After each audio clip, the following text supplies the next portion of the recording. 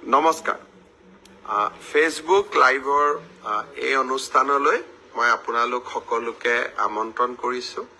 মাত্ৰ দুটা সৰু খবৰ দিবলৈ আপোনালোকৰ মাজলৈ আহিছো আপোনালোক সকলোৱে বিশেষকৈ আমাৰ যুৱ বন্ধুসকল অত্যন্ত উৎকণ্ঠাৰে সৈতে অপেক্ষা কৰি আছিল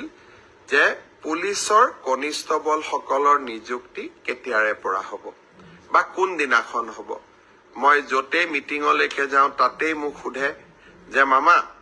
আমি পুলিচৰ ইন্টাৰভিউ পাছ কৰিলো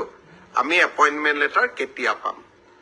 মই আপোনালোকক আজি জনাব খুজিছো যে আপোনালোকৰ উৎকণ্ঠাৰ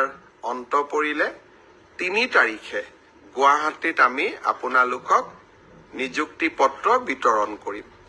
যিসকলে পুলিচ কনিষ্টবল বা কমান্ডো এবি ইউবি এসআই যিসকলে পৰীক্ষাত উত্তীৰ্ণ হৈছিল সকলোকে আমি 3 তাৰিখে নিযুক্তি পত্ৰ দিম আপোনালোক নিযুক্তি পত্ৰ লবলৈ গুৱাহাটীলৈ আহিব লগত দেউতা মা বা মাৰ এজনক লৈ আহিব কাৰণ আপোনালোকৰ এই সাফল্যৰ দিনটোত লগত দেউতা বা মাক আপোনালোকে লৈ আহিলে তেওঁলোকেও ভাল পাব আৰু আপোনালোকেও আনন্দ অনুভৱ কৰিব মই সকলো মোৰ অতি মৰমৰ ভাগিন সকলক যিসকলে পৰীক্ষাত পাছ কৰিছে সকলোকে নহয় যিসকলে পৰীক্ষাত উত্তীৰ্ণ হল তেওঁলোকক নিযুক্তি পত্ৰ লবলৈ মই 3 তাৰিখে আকৌ এবাৰ নিমন্ত্ৰণ জনালো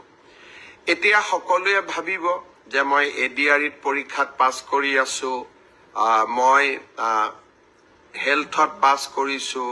এগ্ৰিকালচাৰত মই পাছ কৰি আছো আমাৰ নিযুক্তি পত্ৰ কেতিয়া পাম মই এনেকৈ আপোনালোকক যেতিয়াই আমি সাজু হৈ যাওঁ মই এনেকৈ আপোনালোকক খবৰ দি থাকিম আপোনালোক ধৈৰ্যৰে সৈতে অকণমান আমাক সময় দিয়ক ধৈৰ্যৰে সৈতে আপোনালোকে অপেক্ষা কৰক